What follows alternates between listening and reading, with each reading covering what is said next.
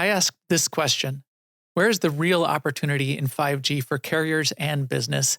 And this is what I heard. This could be great extensions, right? So if I'm a developer who's building the next generation application, I want to tap into computing on the edge because, name your use case area. Well, the carriers now have a means through this architecture to provide some levels of services for applications to run and in turn augment their connectivity-based revenue streams to now computing and connectivity-based revenue streams. That's Jim Brisimitzis, and our conversation ranges from how far 5G is developed, what bits of the future of 5G as a platform we're starting to see realized today, and what does the roadmap look like for the next few years, and what should businesses start doing about it now?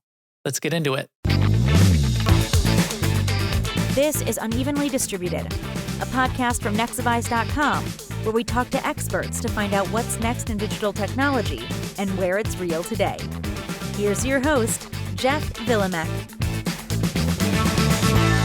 From the Nexabyze Midwest studio, I'm Jeff Villemek, and today I'm joined by Jim Brisimitzis, who is the founder of the 5G Open Innovation Lab just outside of Seattle. Jim, hello.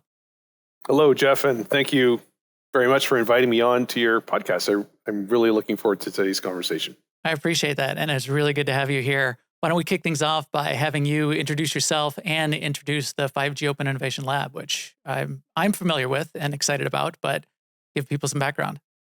Sure. So before we get into the lab, a little bit of context of kind of how we got here. I grew up in Toronto, Canada. My first job out of college was at Nortel Networks, and so I was part of the telecom industry just as IP telephony and mobile internet was early days starting to take off. And then I joined a group called PeopleSoft, which was acquired by Oracle. And then I got a recruiting call from from Microsoft, and I left Oracle. And my wife and I, who were living in Pleasanton, moved up to Seattle in 2005. And the rest was history. So I was at Microsoft for about 14 years. And all that to say, all of that experience has really put me on the forefront of enterprise software. Really enjoyed it. And during my time at Microsoft, like many Microsofties before me, you get to see a pretty broad set of the world, whether it's in gaming or personal computing or data centers, applications, collaboration, all that fun stuff. And in my 14 years at Microsoft, I really, came to appreciate the powers of platforms. Yeah. And watched Microsoft go through, and similarly so, Jeff, with your experience at Avanade, I watched this transformation of Microsoft really play out from taking products that are on-prem, perpetually licensed products like Windows Server, Exchange Server, and others, and turn those into or convert those into services, right? So Windows Server to Azure, more or less, Exchange and SharePoint into Office 365, right? Now Microsoft 365. And so I saw this real, taking the same products but transitioning them into delivering the value in different modalities. And that was something that, is still with me, today in terms of an experience. Fast forward to the summer of 2018, and like yourself, I'm very much a consumer tech geek. I always like to get my hands dirty with what's on the horizon, and I started to see the early signs of the hype cycle for 5G, and I wanted to learn more. And as I was exploring on the internet, you get a lot of the speeds and feeds of what 5G was promised to be at that time and what we're starting to see it be now. But I was thirsting for more. Like I really want to understand what's different about 5G for the carriers that they haven't already seen in, let's say, the 4G LTE days or prior to that 3G, 2G, and 1G. And so I ended up going to the 3GPP website. 3GPP is an international standards body for the industry, and they sort of ratify what the standards are going to be for future generations of wireless standards. And I ended up downloading Release 15, which was one of the early releases of the 5G spec, and starting to thumb through it. And there was a lot of acronyms, a lot of stuff in there, Jeff, that I was struggling with understanding what these concepts were, or certainly what these functions of the network were. But as I kept reading through 100 plus pages of this thing, I started to realize, holy crap, these carriers are, this is a big, meaningful change to them. And it's a big, meaningful change because they are essentially moving away from monolithic architectures of their networks into architectures that are very cloud-like.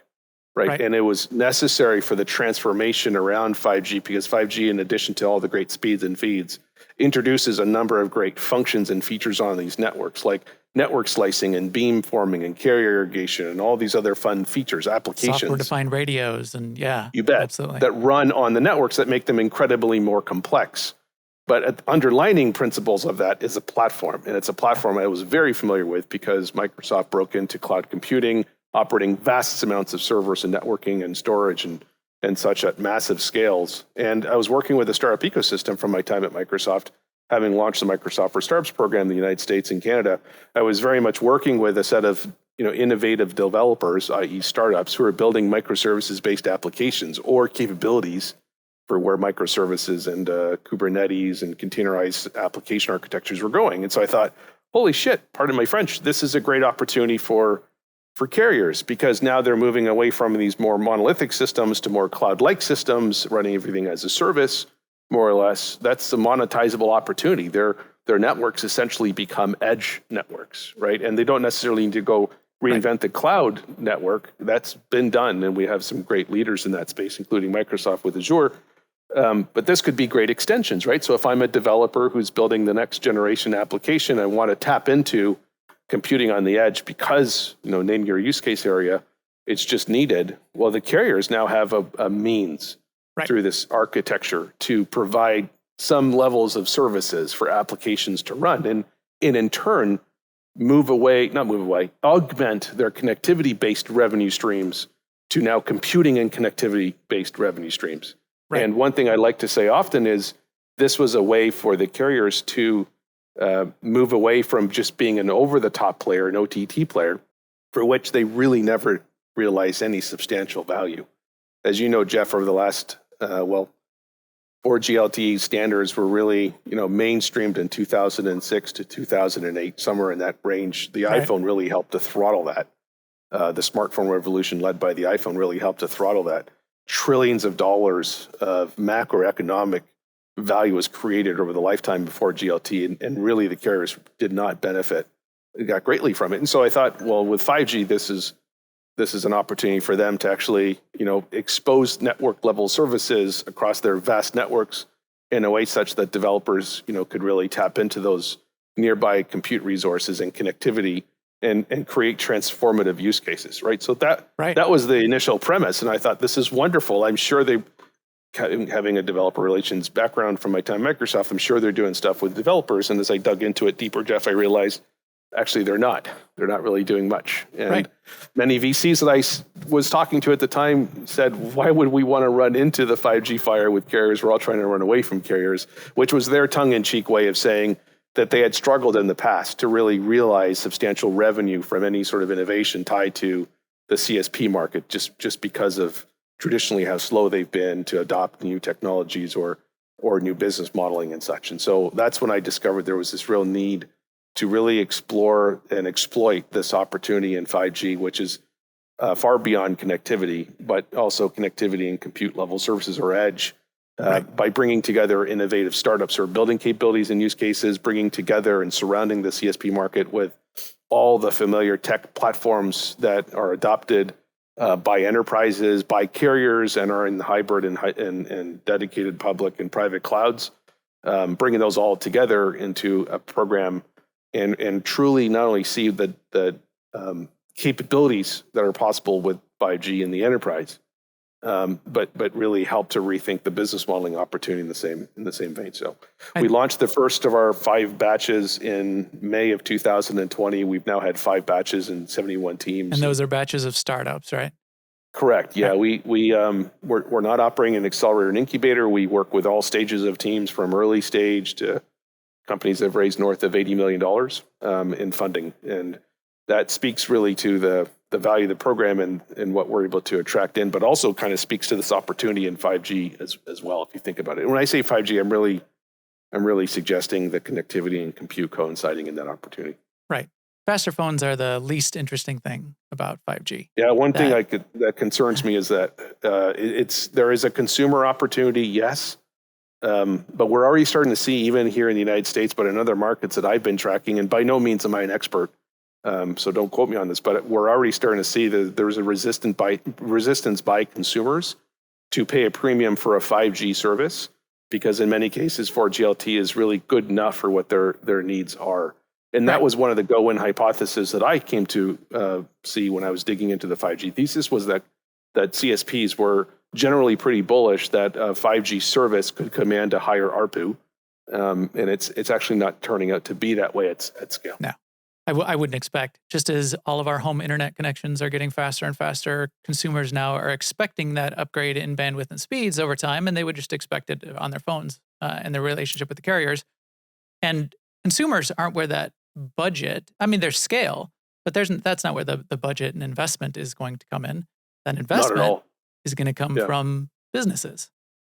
Yep. I love the idea of coming at it as 5G Open Innovation Labs being the orchestrator between all of these startups, and the startups are running 1,000 miles an hour, and then sort of the balance to that being the carriers, which in my mind don't have the muscle. They haven't worked out that muscle enough to be that partner to the platform, that platform component. And by putting them together with the startups, seeing what those needs are, and helping both the startups get what they want done and the carriers develop that muscle, I think there's a huge opportunity to create that platform of the future and have the carriers be a component of it, and not just some wires, or in this case, wavelengths. So true. So where are we at in 2022? I mean, I know the rollout of the 5G networks is continuing. We're seeing coverage increase in major metropolitan areas. We're watching those coverage maps kind of expand. But where are the carriers really at in serving the edge compute and those platform services, and making that pitch to businesses that this is how they can get new things done? I think there's a lot of toe dipping in the water, to be fair. So I'm a T-Mobile subscriber. It was one before starting the lab and before being a partner with T-Mobile. So I'm tooting T-Mobile here, but I was a subscriber of their services. And just the other week, I did a spot speed test, and I got up to about 450 megs on my 5G capable phone, which is pretty cool. Yeah. That was pretty cool. But where are they at? So 5G is really a bifurcation of opportunity now, even further, right? Because I mentioned connectivity and edge computing, and think about that in the context of their public networks, right? So my phone and my connected car, or whatever, my drone, whatever's connected to the public carrier network, what they call the macro networks. The bifurcated opportunity is private 5G or private 4G LTE. And that market is actually growing quite substantially. So in industrial use cases, there is a limitation that some industries, some enterprises are starting to recognize where Wi-Fi as a wireless means falls flat. And it's for a variety of reasons. Right. And I'm not going to get in the middle of the whole Wi-Fi 6 or Wi-Fi 7 versus 5G debate.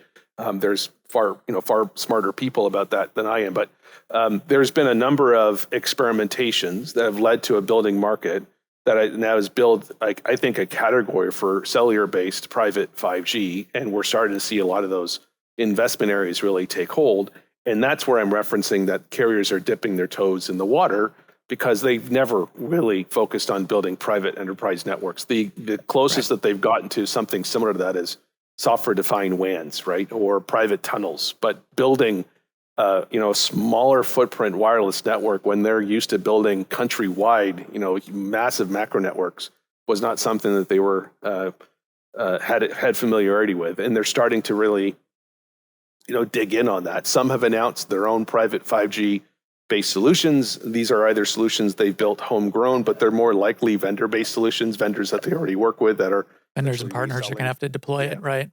Right, or they're establishing alliances, and we've seen a number of different announcements, whether it's AT&T and Microsoft, or Verizon with AWS and Outpost and Wavelength as an example. So there's a number of either alliances or first-party offerings that are either less so their own homegrown offerings, or more so a partner-based offering that's now pursuing what is a multi-billion-dollar private 5G network opportunity. What's really interesting there is it even further bifurcates, right? Because in many cases, these private enterprise networks are really about a set of use cases that are located where that network is built, and then a number of use cases that traverse in and out of that network. So think of ports and port logistics, right? A ship comes in from the maritime, wherever it's come in from the world, it ports out, it docks in, it pulls out containers, it drops those containers on trucks, and those trucks or trains are off inland somewhere to be delivered, right? Well, if you're building a private network just for the port, and we're in the process of hopefully getting close to helping here at the local port of Tacoma with a project. If you build something there, and yet you've got thousands of containers that are either coming into the port or leaving the port, and you still need to track them for supply chain related, reporting and others. Well, that network's useless to you, right? And so there's this other opportunity that we're starting to see called neutral hosts, and neutral hosts have been around for a very, very long time. But I'm thinking about neutral hosts in sort of a shared spectrum way, meaning, hey, I'm an operator of a private enterprise network, and I might decide to have a roaming agreement onto a macro network so that any devices that are plugged into my private network, should they leave that private network, have seamless back-end connectivity to a network back to my private network that allows me to continue monitoring, tracking, reporting, or in the case of anything autonomous, operating that thing as well. And we're not anywhere near that just yet, but there will be a time and place in the next 10 to 15 years where you see a lot more autonomous trucks, cars, and such, on the surface streets. And so that's actually really interesting. And to me, that's even, that's really compelling, because if you've probably seen the news, Jeff, in 2021, I think it was reported that the big telcos here in the United States, T-Mobile, AT&T, Verizon, I think you might put Dish into that same category, but those four have spent over $100 billion on spectrum. Right. In parallel to that, the Navy has opened up a swath of spectrum, about 150 megahertz between 3.5 and 3.75 gigahertz of spectrum, and that's called CBRS. And we saw about $4 billion being spent on that spectrum, and that's for public-private use as well. John Deere was a bidder for some, Chevron was a bidder for some, a bunch of universities also bidded on some as well. And so that to me is a really interesting market, because you might have, you have, as a carrier, you have your consumer 5G opportunity for what it eventually will play out to be. You have now this private enterprise 5G networking where it's essentially a build and manage service. So think of it as 5G as a service or telco as a service for the enterprise. And now you have billions of dollars invested in spectrum that is nationwide, that in some cases is not even being monetized, period, end of story, if you don't have subs in an area to monetize that spectrum. So what do you do with it? Well, my concept of neutral host is this idea that, hey, if you've got spectrum there and an enterprise is going to go build a network, well, they just rent the spectrum to them. So there's another tertiary opportunity there for an asset that's otherwise unused. Right. An enterprise have that asset. Yeah. Exactly. Yeah. So that to me, I've always said, Jeff, that 5G for the carriers is not a technical problem. They don't have a technical problem. They have a business problem.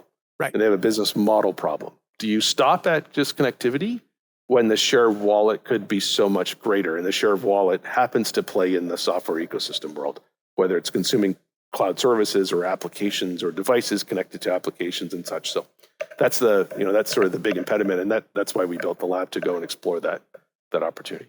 I think it's such a powerful opportunity, this idea of, as you mentioned, there are competing technologies, and there's lots of ways to solve a problem. There's, Sure. Wi-Fi standards. And the thing with the Wi-Fi network, though, is you install the Wi-Fi network and then you install servers, and you set up the servers and you connect to Wi-Fi network, and you got a partner that's doing maybe two different pieces and then is connected to the cloud on the back end. With 5G, you have an opportunity to make the network the cloud, the network the servers as well. Yes.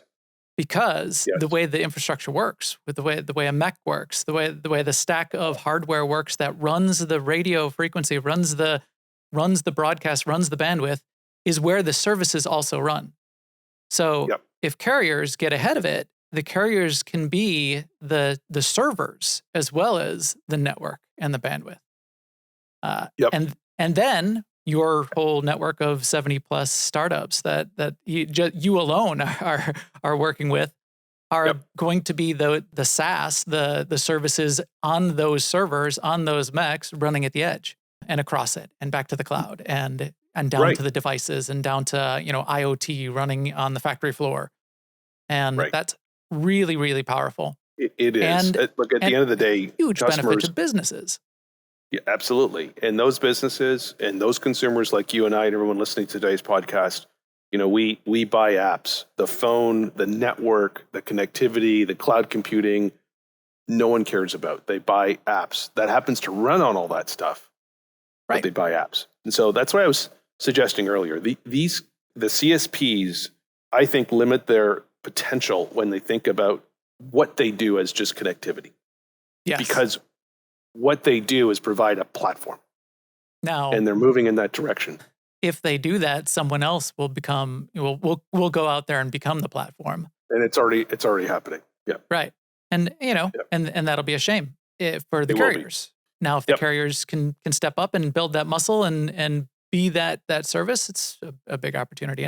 And I think you're absolutely right. I like that concept that the way businesses should be thinking about it is businesses should be thinking about what their core business is and what services they need to run their business. If I'm running a logistics business, I need to be tracking my trucks and optimizing the routes. And I don't need or want or hopefully shouldn't feel it's a strategic imperative to have people that can build servers and maintain servers of, in a whole bunch of different places. If instead I can have a partner bring that infrastructure to me and I can focus on the business of logistics and optimization and running the right routes at the right time and business transportation business at the speed of thought. Yep. You're spot on. I remember the early days. I'm going to take you down memory lane here for a moment, Jeff. But if you remember the early days of HyperV. Yep. Okay. So HyperV was Microsoft's answer to hypervisors to compete with VMware's ESX at the time, which by far had an early lead and was dominant, right? And that was my first introduction to virtualization, and that was back in 2007, 2008, if I remember correctly. Virtualization was invented back in the late 60s, early 70s, if you remember. Yeah, right. Back on the mainframes and minis. Right. So this technology had been around for a while. It just didn't find a particular moment in the market for where it was needed.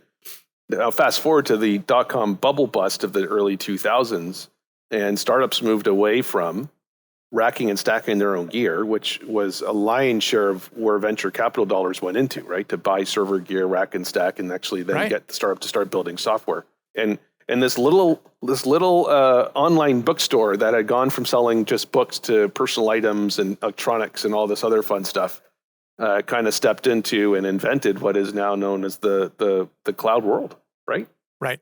Now, there's two things I wanted to point out. Back in the early days of Sun Microsystems, there was a gentleman there that was their chief scientist and super geek. His name is John Gage, and he coined a term called the network as the computer.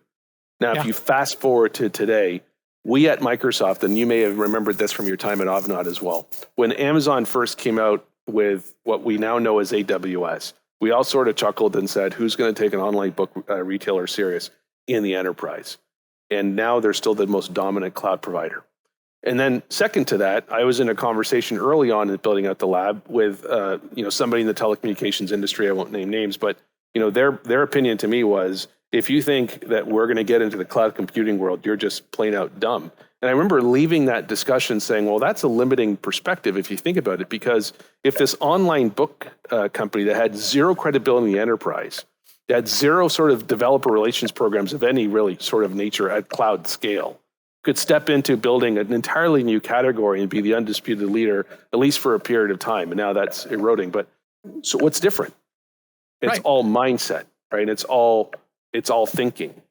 My point here, Jeff, is that cloud computing and connectivity are merging, and the lines are blurring more so today than they ever have, right? And so I think it's quite important that the CSPs today recognize the value that they have in these networks, and that they're not there to just provide connectivity. Yes, they do that extremely well, but there's more usage of that network that should be explored, because that will lead to not just potential from a revenue standpoint, they'll actually bring them into the world of the creators, the men and women that are building applications that we enjoy as consumers, or that enterprises, to your point, are consuming as applications and platforms and services, right? They'll be part of the game, not just the network that's running the bits and bytes over, for which, again, they don't really participate in value for. And that's exciting to me, right? It's a mindset issue that they have to get over, though.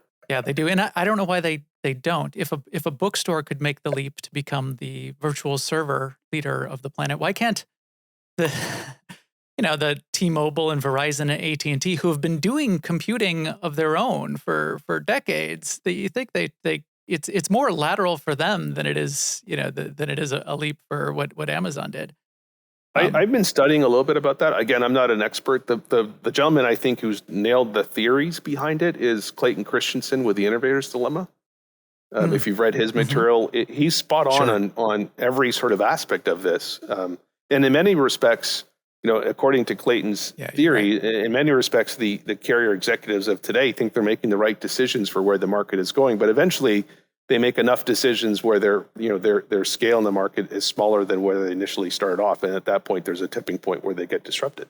Disruption doesn't happen overnight; it happens over time. And their spin on the Innovators Dilemma is also that they're still thinking about their core business and where all their money comes from, which is the consumer and the subscription for the phone.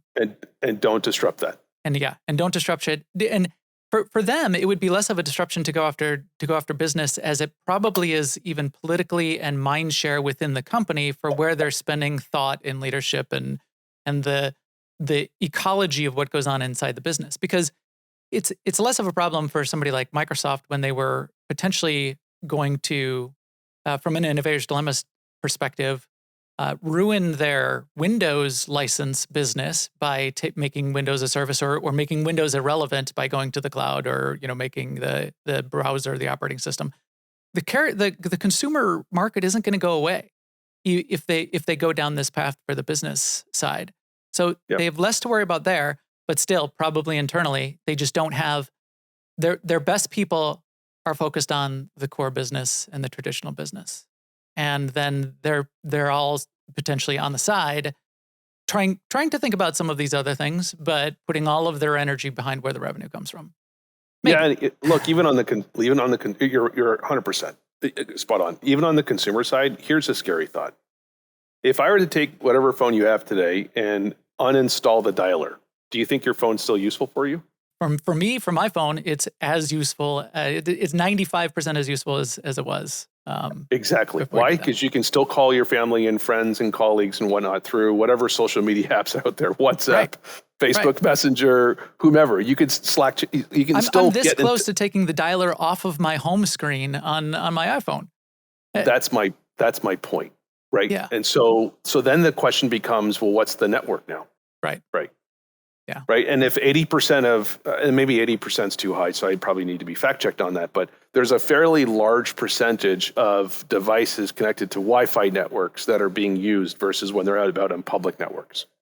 Right. And if that's still true today, then the question becomes, do you need an MNO network? And the reality is, yes, you still do, but you're essentially just deepening yourself into more and more of a commoditized business. Right. Exactly. Right.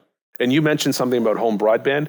I won't name names again, but I was on a home broadband provider that was charging me about $85 a month for about 250 megs of bandwidth. I switched off of that to $60 a month for a gig. Now I'm up a little bit higher, and right now I'm at 110, but that's for 2.5 gigabit symmetric. Even better. And again, that's what I was paying for. Back in the day, that's what I was paying for 112 baud or whatever I was getting off of my IDSN lines. That's what my wife and I are paying for 100 meg down on a fiber link to our cabin. Yeah. So it doesn't feel like connectivity pricing is going to appreciate. Right. It feels like, if anything, it continues to decline. Now, it's not going to decline to zero, but it just declines. Right. And so here's the problem with that. ARPU, which is a measure by the telecom industry of revenue per subscriber, which is average revenue per unit. ARPU had its height in 1993 of about $76 and change, and it's dropped as of 2019 to about $36. So it's lost $40 worth of value, more than half of its intrinsic value. And let's assume that continues. 5G and the deployment of these networks is fundamentally bigger in footprint than 4G LTE was, because to get to these gig plus speeds that were promised and will be delivered on, you're now moving away from a combination of just macro area networks to many, many small cell millimeter wave based networks that allow you to get to those super, super fast feeds, which means you're going to densify your network.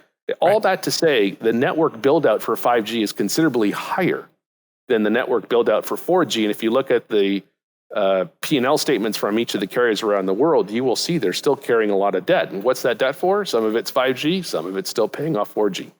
Right. So if the price and commoditization of connectivity continues to drop, And in the case of enterprise, if they could absolutely, and they do this today, steer away from any of the MNOs, right? You could build your own private 5G network and not have any spectrum from the MNOs. Now, there's limitations to that, but you can still do it. And so if the big spenders steer away from the MNOs, while their consumer business continues to be a commoditized business, I don't want to call it doomsday because that's not my intent here. But I just question, well, how are you going to start to afford these 5G services? Yeah. And delivering those 5G they'll services. persist. They'll just be paying, they'll just be paying a 30-year mortgage on the spectrum that they bought. So yeah. Meanwhile, the share of wallet for where real value is, which is the app ecosystem, the software ecosystem, those trillions of dollars being spent annually. Right. Which is potentially where the next wave of innovation is going to come, that's going to drive the next wave of productivity gains for business. Productivity gains in manufacturing, in automation, in self-driving cars, and port automation.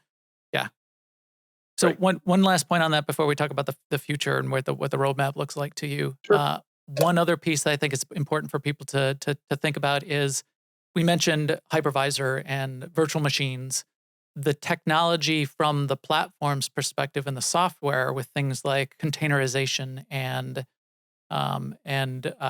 serverless microservices, that technology enabling us to take these SaaS solutions and just shove them even dynamically where they need to be on this new network, again, amplifies and multiplies the power of what could be happening in those mechs and in that mobile network and in that 5G network at the edge.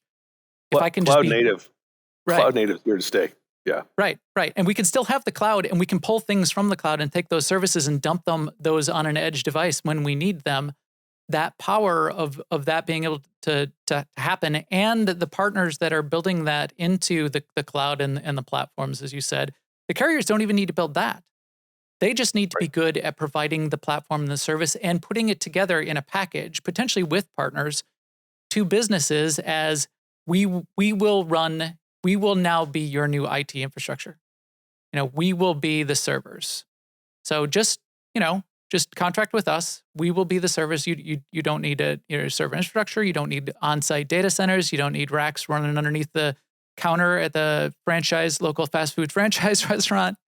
We will be that for you. And we will help you and help your services partners push out the services dynamically where they need to be when they need to be there.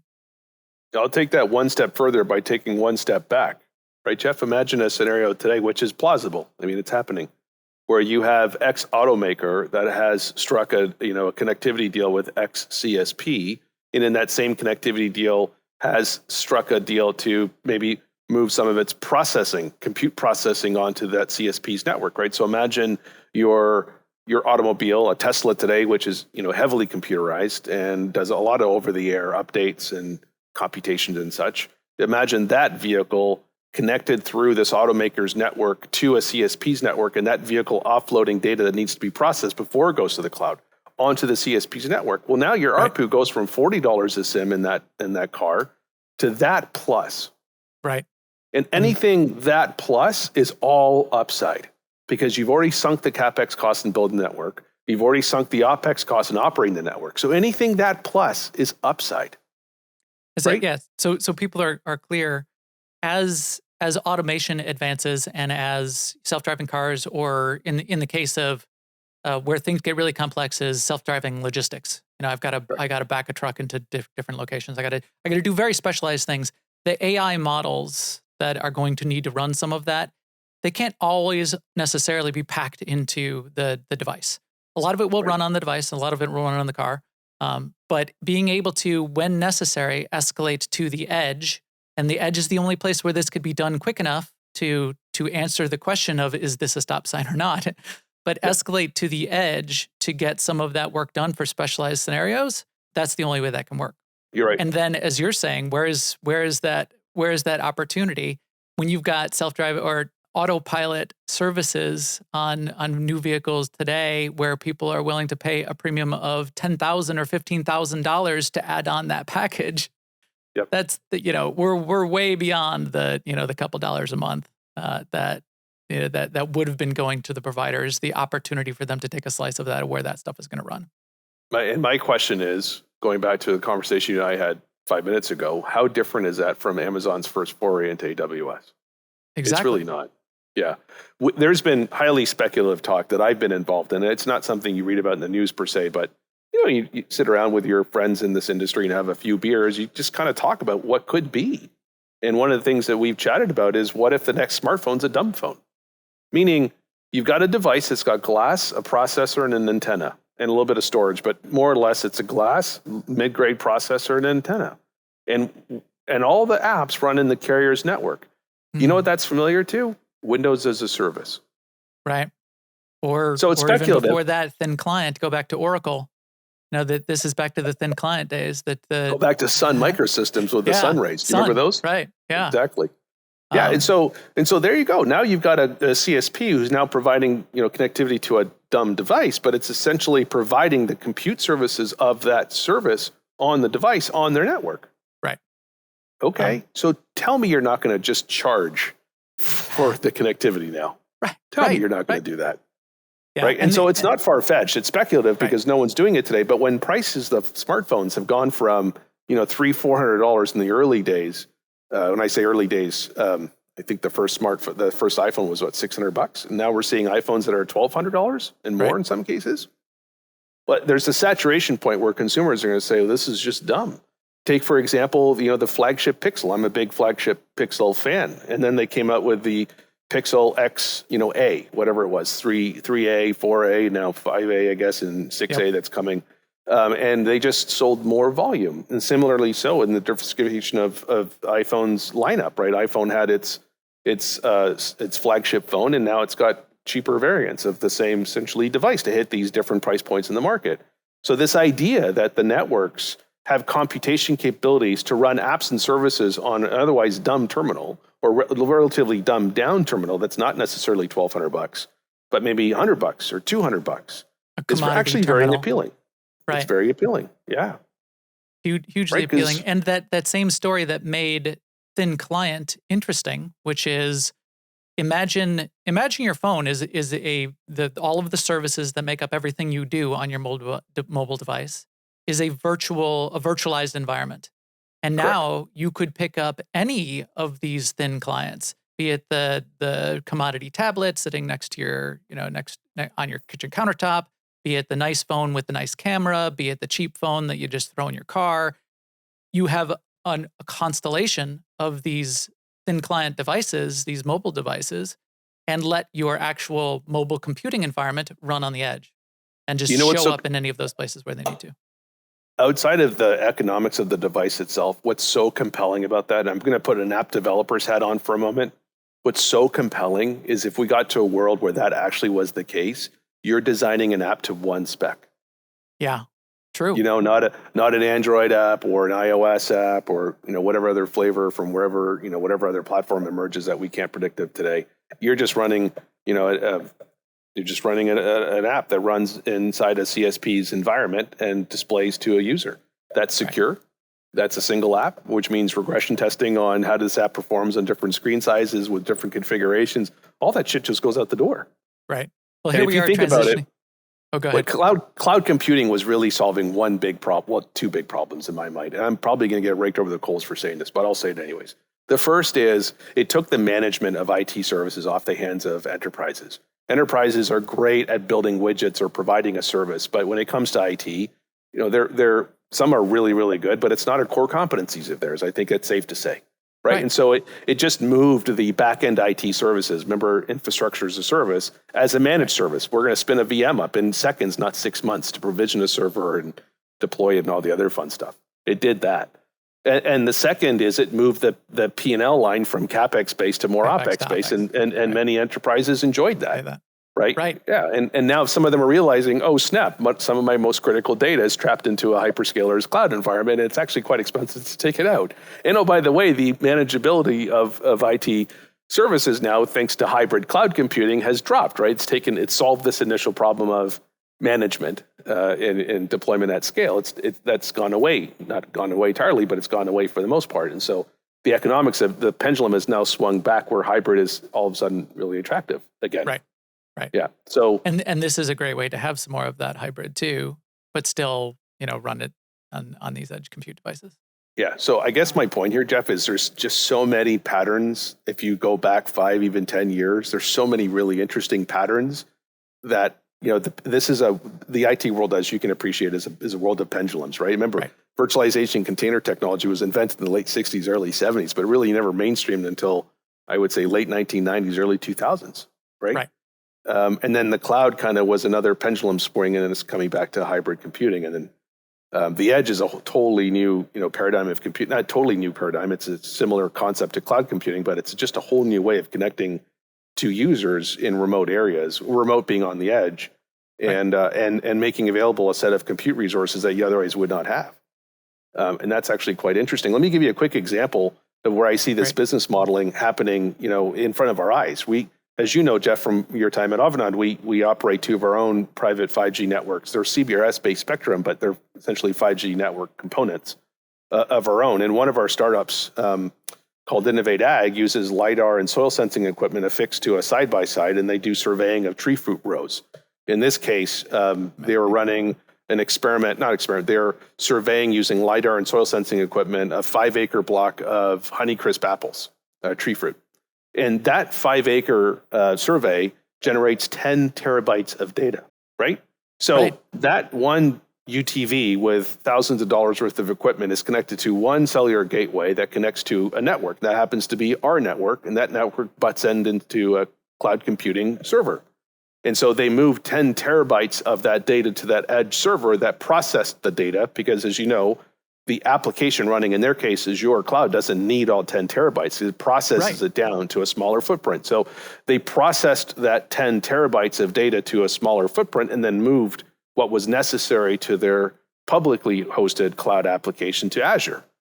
Okay, so if you're your friendly CSP and you just focus on connectivity, you've generated a $40 ARPU hit in just that one connected SIM for that 1 month.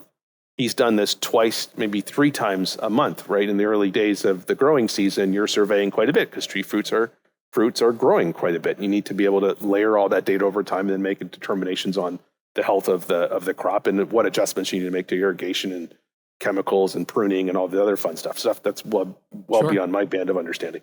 So you take 10 terabytes 3 or 4 times a month that's being processed over the network, and you're looking at a business model that as a CSP you're not participating in. Right. Period. Absolutely. And the value that comes from that you're not participating in, and the value that's created. And here's the my only biggest way that can work, as you're saying, is by doing that processing on the edge, being the value to enabling that solution, because you can't shove all of that into the cloud, and you don't want to. And the same thing's going to happen when you have all of those IoT devices running in a mine or in a factory, and more machines come online. All of that data needs to be processed at the edge to make those solutions work. So you're touching on, exactly. You're touching on something that also is concerning for me, and maybe it's just me being concerned about it, but the business model of ARPU for connectivity in a macro network, I don't think will ever work out in a private network. Right. I don't see a world where an enterprise is going to bean count how many IoT connected devices they have and then pay that bill every month to the CSP. Right. No. What they're going to do is they're going to say, hey, we're going to roll our own private network. And the concept is very similar to Wi-Fi. I might have 1,000 devices connected to it today, 10,000 tomorrow, some smaller amount the next day. But regardless, I'm not going to sit here and bean count. It's just a network, and I'm connecting devices to it. Right. Right. So I question, and I'm fearful of if I'm a CSP today thinking of private network in the context of my current business model, which is all connectivity based and bean counting. Will that work in the private world where easily an AWS, Google, or even a Microsoft with Metaswitch could roll in, build these networks, and they're not going to monetize the connectivity. They're going to want to monetize the compute services, right? So they'll say, here, Mr. and Mrs. Customer, here's your bag of SIM cards, knock yourself out. Right. Yeah. So again, I think the CSPs in the 5G era have a business model problem. They do not have a technology problem. Exactly. And that's where they need to do some hard thinking. And figure that out and get ahead of it and try it out. And try. That's my biggest ask. Just that's try. Where 5G Open Innovation Labs comes in. Yeah, and look, the scale, the scale of what Amazon did with AWS was a risk. Right. And you saw what I saw at Microsoft from the outside being an Avanade, but taking Windows Server, which at the time was a 20 billion plus business, and saying, hey, we're going to go all in on this cloud thing. We don't know where it's going to go, but we're going to go all in on this cloud thing, was a big risk at Microsoft scale at that time, and still is. And even, I think even more risk. so than Amazon. Amazon had compute cycles that were sitting around doing nothing, and they said, all right, let's try to monetize it. Microsoft had a core business of servers and server license, Windows Server, sitting in under everybody's desks. There was an extra Windows Server that was running some line of business application, and all of that was potentially at risk if the cloud went a different direction, or they did poorly with the cloud, or another competitor took it over. So 100%. That's a big deal. Big deal. All right, so we've talked about a few things here. We're already talking about the future. I think to wrap it up, what would you say? So if we're at this point where the 5G networks are expanding, some of these services are being tried out. We've got apple orchards that are coming online. What do you really see as when we're going to get to the broad availability? What's 2022, 2023 going to look like, and what are the next couple of years going to look like for 5G and these services and opportunities?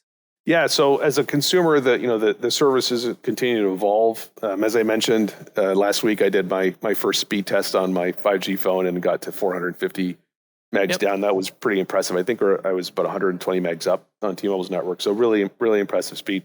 I think into 2023 to 2025, we'll continue to see more and more of mainstream standalone 5G network services deployed. Right now, we're sort of in this hybrid 4G, 5G non-standalone configuration, but I think you'll start to see that more on the consumer front. I do think there's something.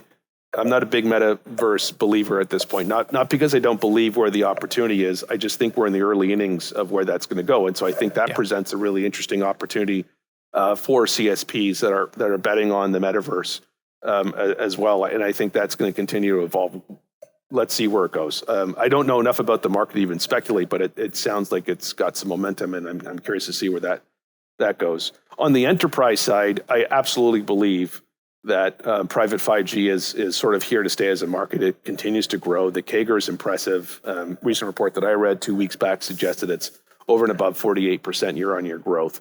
That's pretty interesting, right? And if you think of the market at hand here, according to Gartner's annual study, there's about $3.4 trillion spent annually by enterprises on IT. And that includes telecommunication services, cloud services, SaaS services, and everything else in between. If you look at all of the carriers' revenue combined, there's hundreds of them. If you just combine all of their revenues at a global basis, that's $1.1 trillion. So there's a crap load of upside in the enterprise world. Just an enormous amount of upside potential for the carriers to really participate in that world, driven by applications and capabilities built by, in my case, the startup world, but in many cases, even enterprise IT and other developer segments out there for which they could be part of.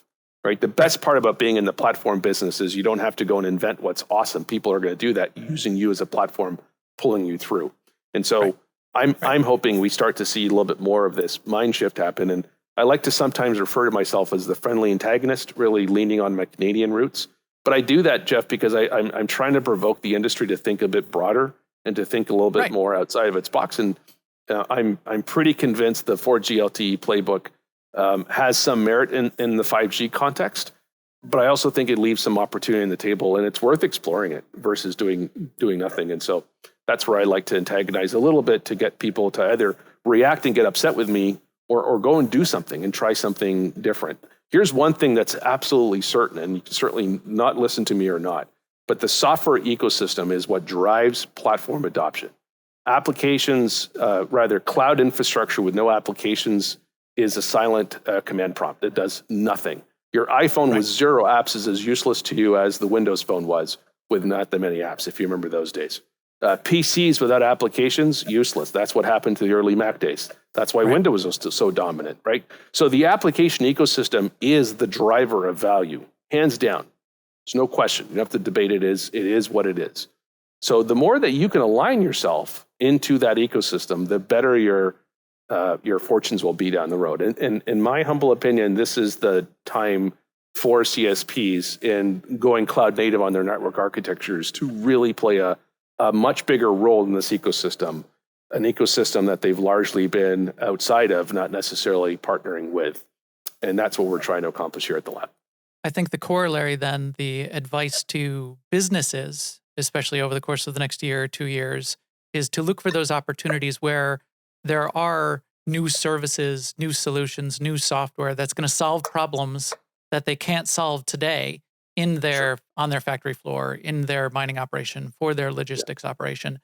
Yeah. Look for those, evaluate those, and ask the question, because this is what you should be doing at this point, is, are those services coming online? Will those services be related to 5G networks and infrastructure? Is it time for me to be trying some of that out? 2022, 2023 seems like an opportunity still, that time frame to be trying it, standing up my first private network if I think I'm going to want to have that in some of my factories, for example. And then, as you say, maybe even being a challenger on their own to their software vendors to say, I need something that's going to run on this edge to take care of the tens of thousands of IoT devices I predict I'm going to have down the road, but that's going to be running my factory operation. Can you be that services partner? Are you going to build that software? And when is that software going to be available? Absolutely. So you're a challenger. Open Innovation Labs is a challenger. And I think businesses can be part of that challenger crew, challenging the software providers, the startups, and the carriers, and bring the rest of 5G online. Absolutely. At a minimum, and I think you might remember this, Jeff, from when we collaborated together from your time at Avanade, we just want to be the sandbox. We want to be the place where innovative startups are bringing some new capabilities that have the opportunity to vet and collaborate with our partners, our platform and technology partners on, for good things, right? And it could be to validate a particular use case. It could be to validate some technology, but ultimately it's a sandbox. We're actually onboarding a number of industry enterprise partners as well that are not technology partners, but they're leaning in on technology as a differentiation of their products and their services that use us as a sandbox as well. And for our CSP partnerships, T-Mobile is an example, it's a great place not just to see that innovation and the collaboration on the platform side really play out and help them define what they want their role to be in that world, but also to get exposed more and more to that enterprise opportunity too, right? Of how enterprises are thinking about connectivity. And I will say this differently, how enterprises are trying to solve enterprise problems for which connectivity and computing will play a role in that solution ultimately, right? Or can be an enabler. So rather than make this massive chasm leap that's pretty broad and no certainty you're going to actually cross it, we wanted to create a programmatic approach that brings innovative startups and innovative platform providers, innovative enterprises together, whereas a CSP can kind of see that opportunity and essentially fundamentally narrow that chasm over time. There's still a leap. You can't get away from it, but now you're leaping in an informed way. And that's what we are really setting out to accomplish here. One of my key definitions of innovation is taking invention, existing things, new things that have been created, and taking multiples of those things and putting them together in new ways. And I think 5G Open Innovation Lab and that idea of 70 startups and these carriers and the hyperscalers and everybody coming together and that orchestration or that opportunity for them to come together and gel in different ways and take 3 or 4 pieces and put it together into something new. I think there's a huge opportunity for innovation in that. And that's why I was always excited in hearing what was going on with you guys.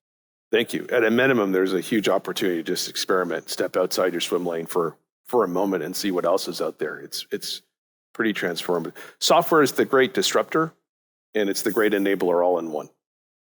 There ain't anything on the planet today that we couldn't write in software to go change the world on, right? It's happening in the CSP world today. It's something called ORAN and ONAP and all these other open source efforts. They're essentially taking Cox-based hardware and running, what was very complex RAN architectures through software. Yeah. I mean, it's pretty disruptive.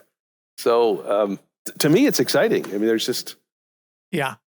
chance to rewrite the playbook on this. Yeah, and we want to be on the right side of writing that playbook. Well, hey, this has been amazing. If people want to connect to you and connect to Open Innovation Labs and start working on some of this kind of stuff, how would they go about doing that?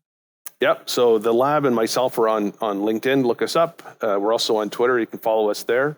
We have a pretty robust website that talks about the program and our teams and our partnerships, and pretty active blog. You can find us at 5GOILAB.com, which stands for the 5G Open Innovation Lab.com. And I'd certainly love to speak to any of your listeners. So feel free to hit me up on LinkedIn. I'd love to stay connected and kind of, as we're on this journey, learn from other people as well. This has been very much a learning journey for us, and a pretty exciting one. So if you're interested in more about the lab, learning more about the lab, please feel free to hit me up. Excellent. And I hope to come visit in person maybe later this summer, or when I can get another trip out west there, and see some of it in action on the ground too. I think it'd be amazing. Yep. As a famous, I'll say this phrasing, you might remember who said it from Microsoft, but as a famous executive once said, hope is not a strategy at Microsoft. We'll get you out here at some point. Was that a bomber, or was that Jeff Rakes? It was Kevin Turner. Oh, Kevin. Oh, wow.